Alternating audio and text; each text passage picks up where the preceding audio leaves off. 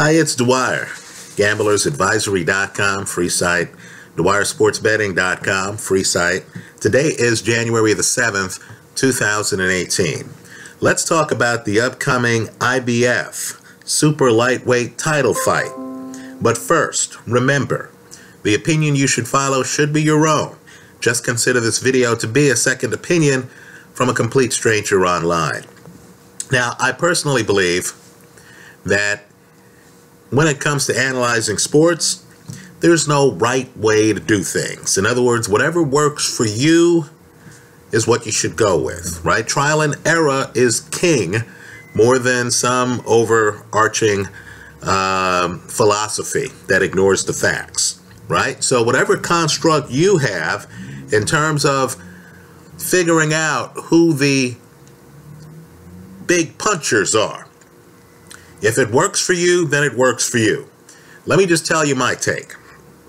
I think there are different levels of punchers, right? There are guys with great punches. Think Deontay Wilder, his long straight right hand, right? Or Manny Pacquiao, his long straight left hand, right? Those are guys with great punches.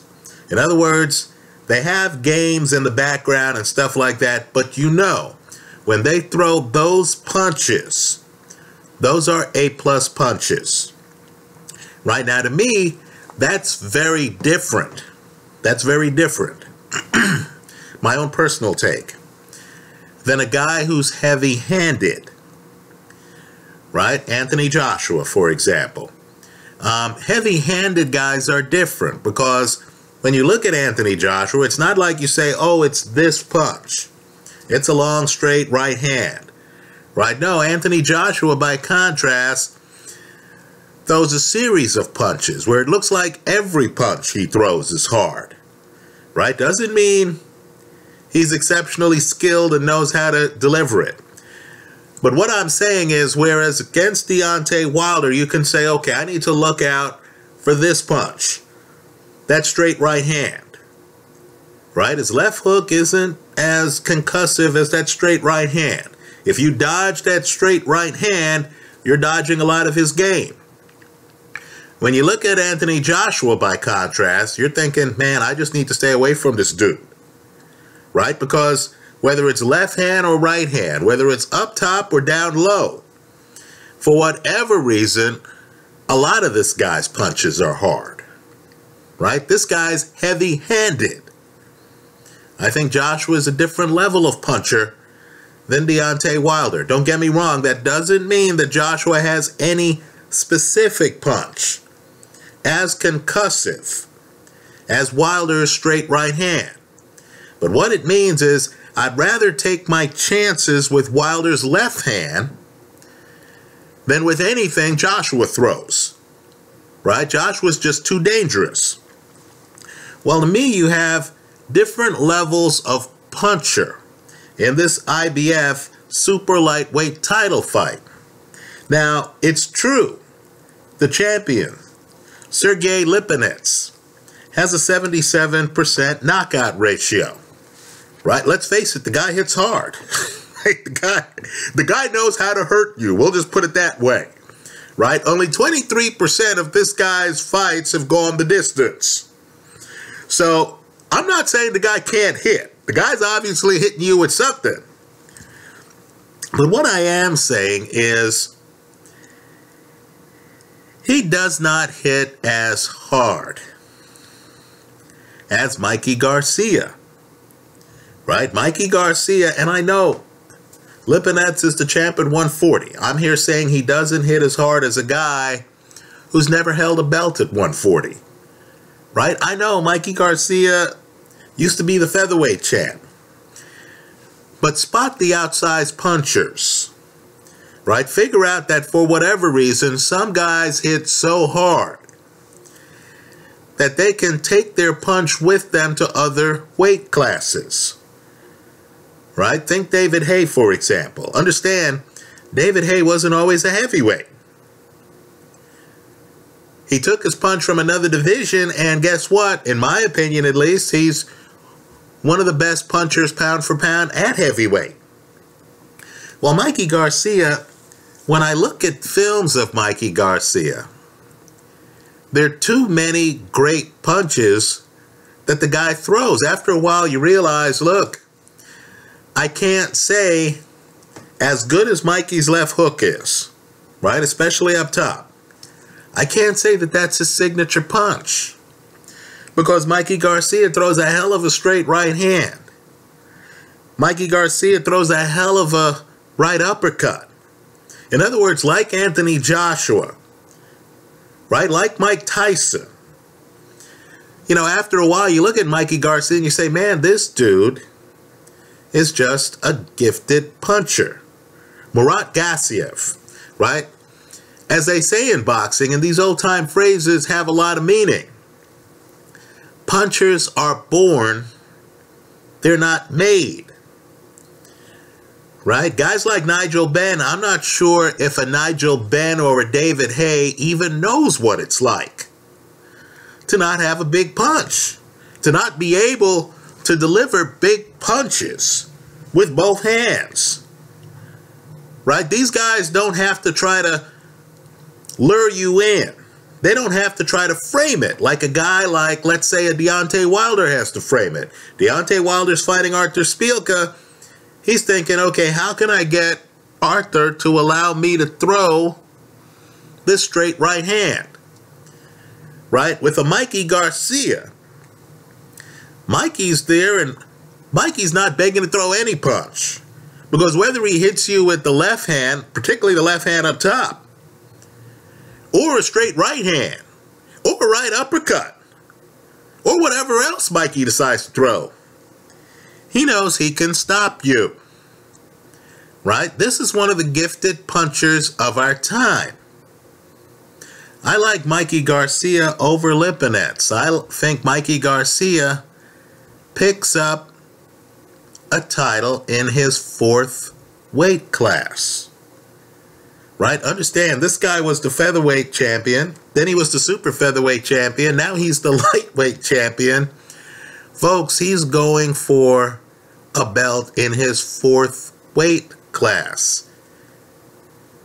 Right? Now, the fear with Mikey, if you're a Mikey Garcia supporter, and I think Mikey wins the title, I'll be surprised if he doesn't win it by KO, because Lipinets likes to operate in the pocket. And if there's one place you don't want to be against Mikey Garcia, is in the pocket. Let me point out, too, that even Adrian Broner, when he fought Mikey Garcia, was wise enough to realize he needed to use his legs. Have you ever seen Broner move as much as he did against Mikey Garcia? Even Broner, who's a master in the pocket, at least to these eyes, understood he could not stay in the pocket against Mikey Garcia. Lipinets doesn't have Broner's sense of balance. He doesn't have the ability to move that way. And here he is against an absolute killer in Mikey Garcia, murderous puncher. But here's the fear with Mikey Garcia. And it's a common fear in boxing. It's the same fear that I had with another multi-divisional champion who had a big punch, Manny Pacquiao. At some point, you wonder whether Mikey's going to fight a guy who's so big that when Mikey throws his heavy artillery, the guy looks across at him and says, hey, Mike, you're now in my weight class. This punch that knocked guys out at featherweight, super featherweight, lightweight, doesn't carry to this division. Right? One of the great stories in boxing concerns a fight between two Hall of Famers. Both guys with big punches. Right? Bob Foster, folks, look him up. Light heavyweight legend, member of the Hall of Fame. Right? Took guys out, had one of the biggest punches in light heavyweight history. So, of course, Bob Foster, because boxers are hungry, right? Foster was always a hungry fighter. Foster decided that light heavyweight wasn't good enough for him. So he decided to move up in weight. Faced the then heavyweight champion, a guy named Smoking Joe Frazier. So Bob's in against the heavyweight champ, and guess what? Bob lands his signature punch. And as Bob used to tell it, he hits Joe Frazier with his best punch. Joe Frazier looks at him, is still standing up, and Bob thinks to himself, uh-oh, I'm in trouble. Right? Well, think about it. Same thing happened to Thomas the Hitman Hearns. He moves up to middleweight. He hits the then middleweight champion, Marvelous Marvin Hagler, with his signature punch. Look at the film of that first round. Folks, that Hearns right hand he lands. Marvin takes a step back. Then Marvin continues to come forward. You understood Thomas the Hitman Hearns was on the clock, right? That's a theme in boxing. Manny Pacquiao, big-time knockout puncher, right? Takes out David Diaz, doesn't he? Then he gets to 147, right? Does a Lomachenko against Oscar De La Hoya, right? De La Hoya quits in his corner.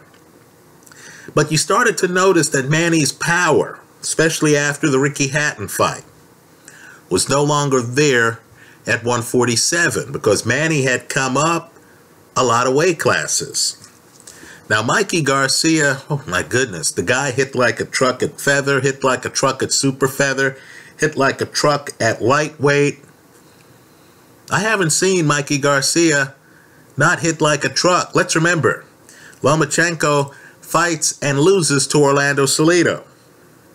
Salido fights Mikey Garcia. You know what happens. Salido, great chin, ends up hitting the canvas. Right? Runs into a hellacious puncher. You wonder whether there's going to be a day, though, when Mikey, who already is the king in 3 weight classes, comes up and suddenly finds that that punch that he's taking from featherweight doesn't translate. Right? Pay attention to Mikey. First off, he's a first ballot Hall of Famer. This is a great fighter. This is a multi-divisional champion. But pay close attention to him because he really hasn't spent that much time at lightweight. I know he got the title the Mikey Garcia way, right? Takes out the champ, leaves the champ unconscious on the canvas, right? But again, this is a guy who used to be the featherweight titleist. Now, I'm convinced that the same way David Hayes' punch has traveled, right? You know, outside the division, right? That's the same way I expect Mikey Garcia's punch to travel. Right? The bet I'm recommending here is Mikey Garcia to win the fight. I want you to also consider sprinkling some on Mikey Garcia by KO. But again, recognize that you're really betting on an outlier here. You're saying that a guy with hardly any experience at 140 pounds is going to show up and is going to take out the champ at 140. Right? A power puncher who's not going to run, right? Mikey's not the guy with, you know, worried about his back foot. Mikey's going to be in there hunting a guy who's a bigger guy than him, right? This is going to be Mikey's attempt to win a title in a 4th weight class. Let me say, though, that Lipinets is the perfect opponent for him.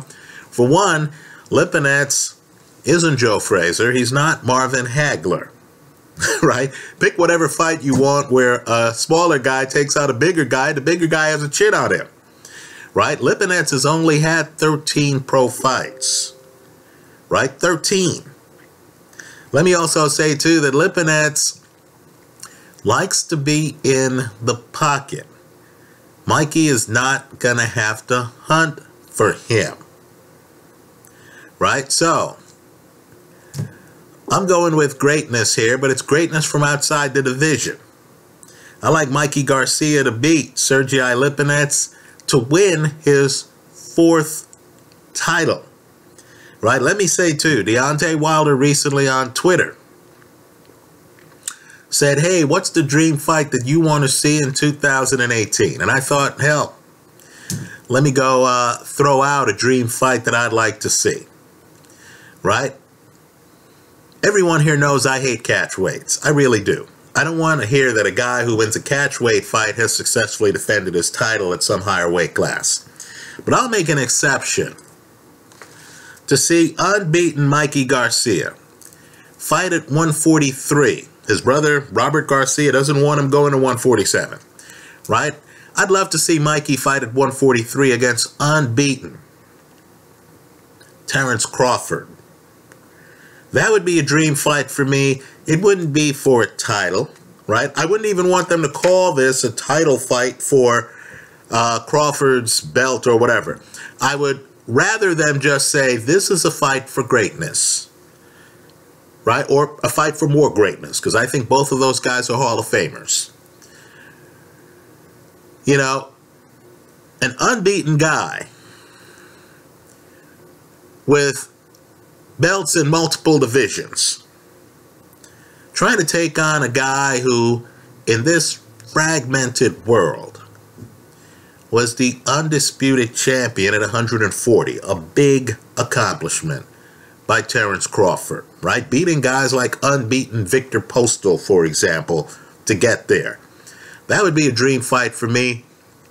A fellow commentator on Twitter said, hey, the fight I want to see is Mikey Garcia at 135 against Vasyl Lomachenko.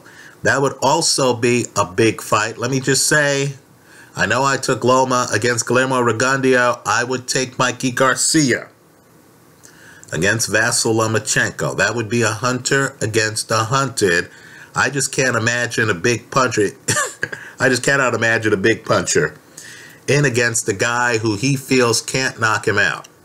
Right? Let's just say Mikey would be on his front foot. And again, because Mikey's heavy-handed, not a guy with some specialized punch, but a guy who's heavy-handed, I think that would make it tougher for Vasyl, because Vasyl wouldn't be able to say, let me dodge a Mikey Garcia left hook. You'd have to say, let me dodge Mikey's left hook, let me dodge Mikey's straight right hand, let me dodge Mikey's right uppercut, let me dodge Mikey's left hook to the body, right? There'd be a lot to dodge there with Mikey Garcia. Anyway, to sum up, I like Mikey Garcia here. I think we want to look at first ballot Hall of Famers who late in their careers decide they're going to challenge themselves, right? Mikey Garcia is easily one of the must-watch fighters for 2018. Understand, after winning 3 weight classes, that's not enough, right? The guy now is going for a 4th title. He's already announced 2. That what he plans to do after this fight is to pivot, go back down to 135 to fight who? Another guy with belts in 3 weight classes who's a rival champ at 135 pounds, Jorge Linares. Right? If you want to watch a great fighter pushing it, keep an eye on this fighter. I like Mikey Garcia over Sergey Lipinets for Lipinets' IBF belt at 140 pounds. Let me hear from you. I hope you leave your comments in the comment section to this video. Thanks for stopping by.